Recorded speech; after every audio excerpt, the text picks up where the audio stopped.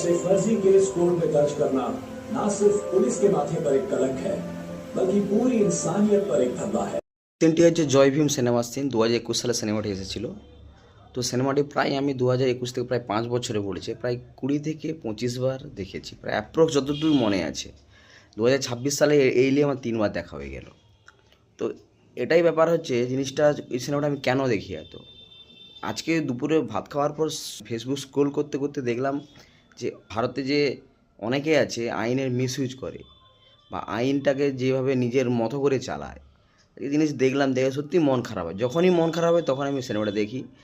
মন খারাপ হলে থেকে কখন কি বেরিয়ে যাবে, কিছু অন্যায় দেখলে আমার তো মাথা প্রায় ঠিকই থাকে না, নিজের মতো করে চিন্তাধারা করে যা কিছু বলে থাকি। তাই এটি কন্ট্রোল করার জন্য এই সিনেমাটা দেখি। সত্যি আমার জীবনে আমি অনেক সিনেমা দেখেছি, এই সিনেমাটা মানে সূর্যার বেস্ট পারফরমেন্স, আর বেস্ট সব কিছু বেস্ট, মানে সমাজকে চোখে চোখ রেখে কিছু বলার মতো হয়। এই সিনেমাকে ন্যাশনাল অ্যাওয়ার্ড তো দেওয়া উচিতই ছিল, কিছু কী কারণবশত দেয়নি আমিও জানি না, কিন্তু সত্যি স্যালুট দেওয়া উচিত। এই ধরনের সিনেমা কন্টেন্ট একটা সুপারস্টারের, প্রায় ভারতের সব সুপারস্টার এই ধরনের সমাজকে চোখে চোখে আঙুল রেখে দেখাবার জন্য এই ধরনের কন্টেন্ট করা উচিত, কিন্তু কজন করে। তো এতটুকুই। এই সিনেমাটা আমি যতদিন বেঁচে থাকবো, মন খারাপ হলেই, সময় থাকলেই আমি সিনেমাটা দেখি। আপনারাও দেখুন।